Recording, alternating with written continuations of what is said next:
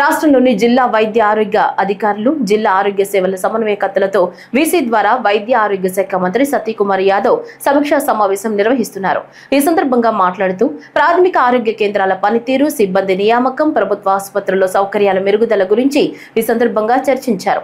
రాష్ట్ర ప్రభుత్వం ఈ ఏడాది బడ్జెట్ లో ఆరోగ్య రంగానికి గణనీయమైన నిధులు కేటాయించిందని, ఈ నిధులతో ఆసుపత్రుల్లో మందులు, సౌకర్యాల కొరతను తీర్చడంతో పాటు వైద్య సిబ్బంది నియామకాలను చేపట్టాలని కోరారు. ఆరోగ్య రంగంలో ప్రజలకు మెరుగైన సేవలందించేందుకు అధికారులు ప్రణాళికలు రూపొందించాలన్నారు.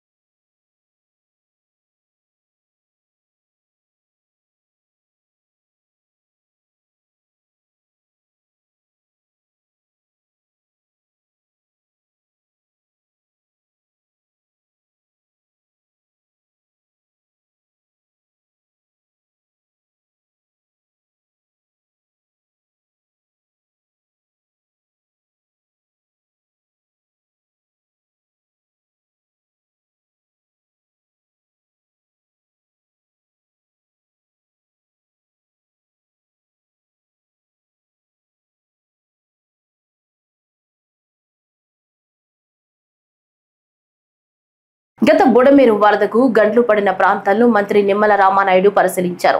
ఈ సందర్భంగా గతంలో అత్యవసరంగా పూడ్చిన 3 గండ్లు కలిపి రిటర్నింగ్ వాల్ నిర్మాణం కోసం పనులు మొదలు పెట్టబోతున్నామన్నారు. సీజన్ మొదలయ్యేలోగా 3 గండ్ల నిర్మాణ పనులు పూర్తి చేయాలని అధికారులను ఆదేశించారు.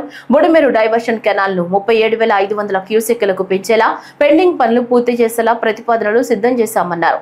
బుడమేరు వరద ఎనికేపాడు మీదుగా కొల్లేరు, ఉప్పుటేరు నుంచి సముద్రంలో కలిసేలా డిపిఆర్ తయారీ దశలో ఉందన్నారు. బుడమేరు ఓల్డ్ ఛానల్ కు సమాంతరంగా మరొక కొత్త ఛానల్ ను కూడా 20,000 క్యూసెక్ల సామర్థ్యంతో అభివృద్ధి చేయడానికి ప్రణాళికలు రూపొందిస్తున్నామన్నారు.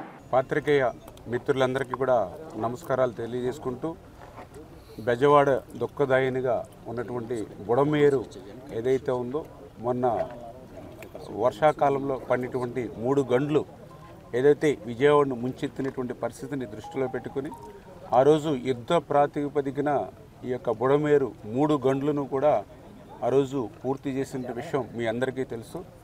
అయితే ఆ రోజు తాత్కాలికమైనటువంటి ప్రాతిపదికన, యుద్ధ ప్రాతిపదికన విజయవాడ ముంపుని నుంచి రక్షించాలనేటువంటి ఉద్దేశంతో ఆ రోజు వర్షాల్లో ఆ రోజు చేసినటువంటి పనిని పర్మనెంట్గా, ఎందుకంటే ఏదైతే ఇప్పుడు 3 గళ్ళు ఏవైతే బుడమేరుకు పడ్డాయో, మొన్నటి సంవత్సరమనే కాదు గతంలో కూడా ఎప్పుడు ఫ్లడ్ వచ్చినా కూడా ఇక్కడే గండ్లు పడుతూ ఉన్నాయి గతంలో కూడా.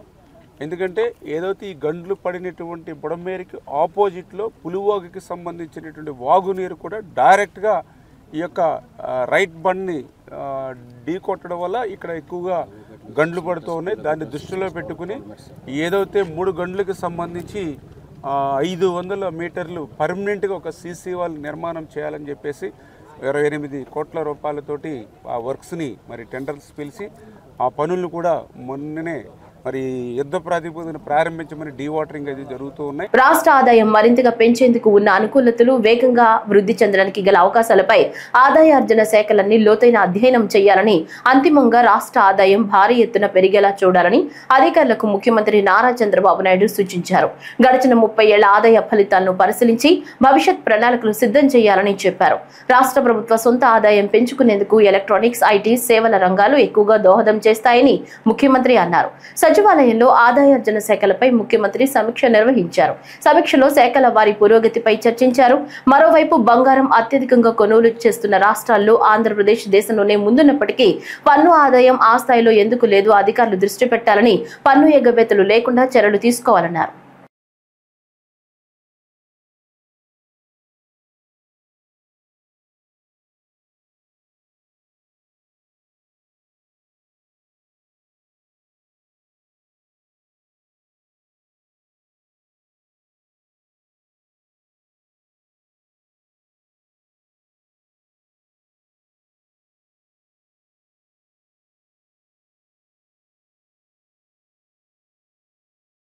ప్రభుత్వం హామీ ఇచ్చిన విధంగా ప్రజలందరికీ త్రాగునీరు అందుబాటులో ఉండేలా రక్షిత మంచినీటి పథకం హామీని ప్రభుత్వం వెంటనే అమలు చేయాలని వాయిస్ ఫర్ చేంజ్ ప్రతినిధి మహాదేవ్ డిమాండ్ చేశారు.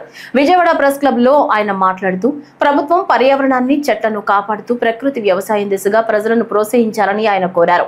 ప్రభుత్వం మీ భూమి వెబ్సైట్ లో భూముల డేటా తొలగించి పారదర్శకత లేని పాలన చేస్తోందని ఆరోపించారు.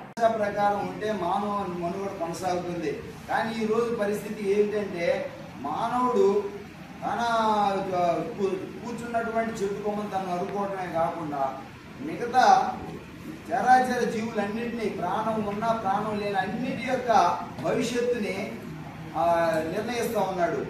దీనికి కాలు రాస్తూ ఉన్నాడు, మానవుడు చేస్తూ ఉన్నాడు. ఈ విధంగా దీనికి ఫుల్ స్టాప్ పెట్టాలి అంటే చంద్రబాబు నాయుడు ప్రపంచ సదస్సులో ఒక మాట చెప్పొచ్చాడు.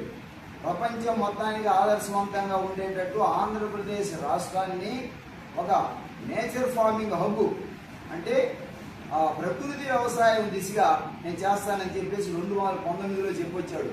కానీ ఇప్పటికీ రాష్ట్రం మొత్తాన్ని ఎలాగైన తర్వాత సంగతి ముందు ఆయన ప్రతిరోజు లేచి ఎక్కడైనా ఒక మొక్కని స్వయంగా నాటడం కానీ, దాన్ని మందు లేకుండా పెంచడం కానీ, దాని ఫలాంతలు స్వీకరించడం కానీ, ఇంకొకరికి ఇవ్వటం కానీ జరగలేదు. కాబట్టి ఫస్ట్ ఏ ప్రభుత్వాన్ని ఏం చేస్తుంది, ప్రజలకి వాస్తవంగా ప్రస్తుతము ఎండాకాలం కాబట్టి రక్షిత త్రాగునీరు ప్రతి ఒక్క వ్యక్తికి డోర్ డెలివరీ చేయాలి. కనీసం 3 లీటర్లు, పెద్దలకైతే 6 లీటర్లు కూడా రిక్వైర్మెంట్ని బట్టి. ఓకేనా? ఇది ఆల్రెడీ వాళ్ళు ఎన్నికల హామీ ఇచ్చారు, కానీ ఇంతవరకు అమలుకు నోచుకోలేదు. ఎప్పటికైనా సరే కళ్ళు తెరవాలి ప్రభుత్వం. కనీసం త్రాగునీరు ఇవ్వలేని పరిస్థితుల్లో ఉంటే ఆ ప్రభుత్వం ఒక ప్రజల్ని ఏ విధంగా కాపాడుద్ది? రెండోది, ప్రజలు అసలు ఎవరెవరు ఏ స్థితిలో ఉన్నారనేటటువంటి ఆరోగ్య పరిస్థితి డేటా గవర్నమెంట్ దగ్గర లేదు.